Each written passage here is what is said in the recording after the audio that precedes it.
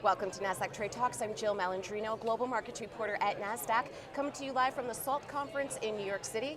Joining me to kick off coverage, we have Mitchnick, Head of Digital Assets at BlackRock. We're here to discuss the next wave of investors in Bitcoin ETFs. Robbie, it is great to have you with us. Welcome to TradeTalks. Sure, thanks for having me. You got it. What were the original expectations for IBIT, the Bitcoin spot ETF? Well, I think that we did have pretty optimistic expectations in terms of what the level of client demand was going to be, because we heard from clients in dozens and dozens of conversations over multiple years of how frustrated they were with the challenges of getting exposure to Bitcoin directly or through some of the alternative exposure vehicles that existed, and that they were looking for this efficient, turnkey, convenient exposure vehicle.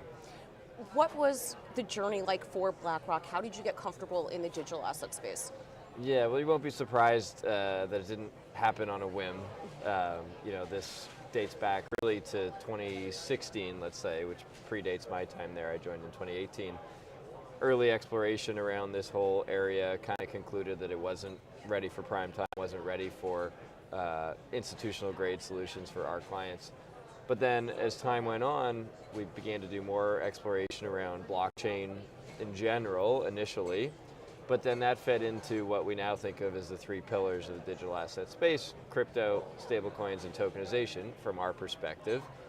And a number of steps that we took over the years to lay the foundation to get to where we were today, including the Coinbase Prime partnership to integrate that into our Aladdin technology platform and our Bitcoin Private Trust, which we launched in 2022. So who's investing in IBIT? What are you hearing from clients? Yeah, it's been very broad-based. I think that's even been surprising to some extent, just how broad and varied the kind of motivations have been for using this product.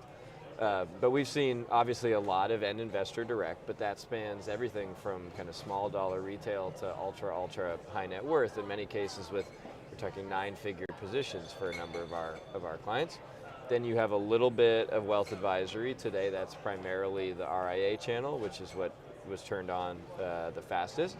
And then institutional, we're starting to see a little bit of uptake there. That's the culmination of, in January, a lot of the institutional players started to reevaluate and reinitiate research and investigation into Bitcoin and how they might think about that as an investment. So who do you think the next wave of investors are for the Bitcoin ETFs? So in other words, do you expect to see this continued adoption, whether it's institutional or on the retail side, within this space? Right. Well, it's really those second and third buckets. So end investors right out of the gate came out strong. But for wealth advisory, just a little bit of that pipeline's been turned on because those home office partners of ours are still evaluating. They go through typically a multi-year diligence process that many of them are expediting, but it still takes many months for that to turn on.